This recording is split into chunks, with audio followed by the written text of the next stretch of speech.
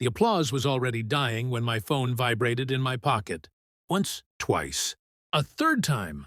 I didn't look down. I didn't need to. I could feel the message through the fabric. Heavy. Final.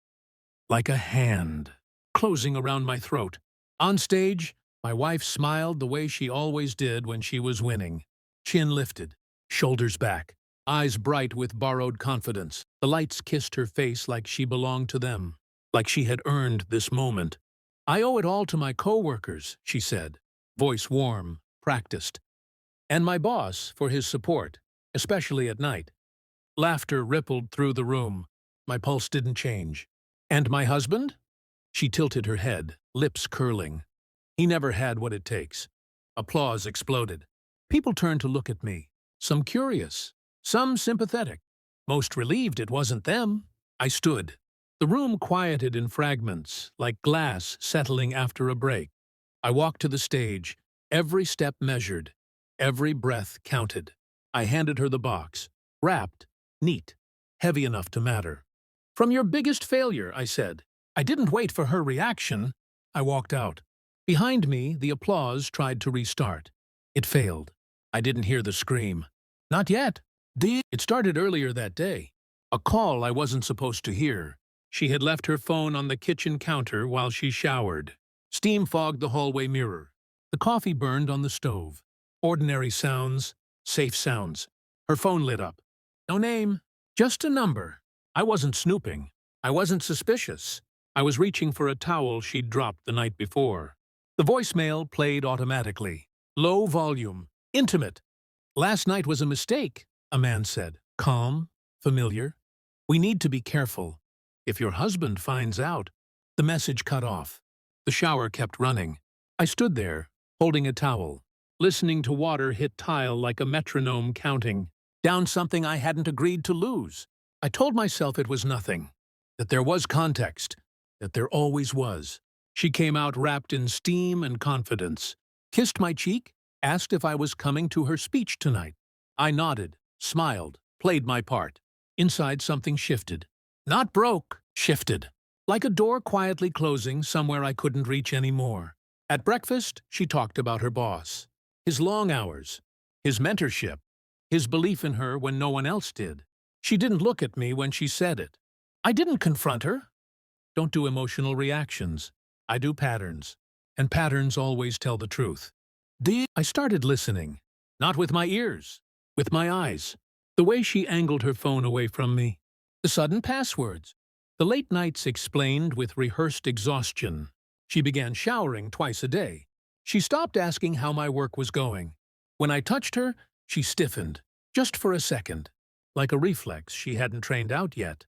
I smiled. I cooked. I cleaned. I watched. I memorized. At night, when she slept, I studied the ceiling and cataloged the small betrayals. The kind that don't scream. The kind that whisper until they're undeniable. I pulled phone records under the guise of budgeting. Numbers repeated. Always late. Always short calls. Enough to confirm presence. Not enough to leave evidence. I installed software on our home network. Not spyware. Just logging. Times. Devices. Connections. Her laptop pinged hotels at midnight. Same one. Every Thursday. I didn't feel rage. Rage is sloppy. I felt clarity. I followed her once. Not close enough to be seen. Not far enough to miss anything. She didn't look back. She never does. They met in the parking garage beneath his office building. She slid into his car like muscle memory. Like she'd practiced this moment until it no longer felt like betrayal. I watched from the shadows. I memorized the license plate. The hotel was discreet. The kind with soundproofed rooms and no questions asked. I didn't go inside. I didn't need to.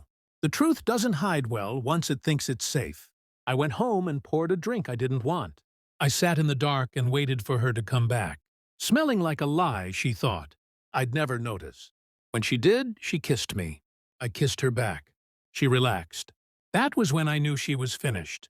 The evidence came quietly. A USB drive mailed to my office. No return address. Inside, audio files. His voice. Her voice. Laughing. Planning. Mocking. She's smarter than him. he said once. He's convenient, she replied. I listened without expression. I printed transcripts. I requested a DNA test under the guise of a routine health screening. Hers. She signed the form without reading it. Trust is a dangerous thing when it's misplaced. The results came 2 days before her promotion. Not pregnant, but recently tested. Recently worried. Recently unfaithful. I packed everything into the box. Photos. Recordings. Hotel receipts. A resignation letter from her boss. Signed, dated, waiting. A formal HR complaint pre-filled with timestamps and transcripts. And one final item. A mirror. Small, sharp-edged. So she'd have to look at herself when she realized what she'd done. At the ceremony, she opened the box after I left. I know because my phone vibrated again. This time it wasn't silent. It was her. Screaming. Not words. Noise. Raw, broken, public. The kind of sound that collapses a room. Later, I heard what happened. The audio played automatically when she lifted the lid. His voice echoed through the hall. Their laughter. Their contempt. Her boss turned white. HR escorted him out before the second file finished playing. She tried to speak. No one clapped. Someone cried. She dropped the mirror. It shattered. I didn't go home that night. I didn't need to. I checked into a different hotel. Not the discreet kind. The honest kind. In the morning, I filed the divorce papers.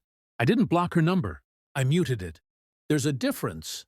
I watched the city wake up from a window she'd never stand behind again. I felt nothing dramatic. Just light. Some people think revenge needs fire. It doesn't. It needs timing and silence. I left her with the truth, and I walked away with myself.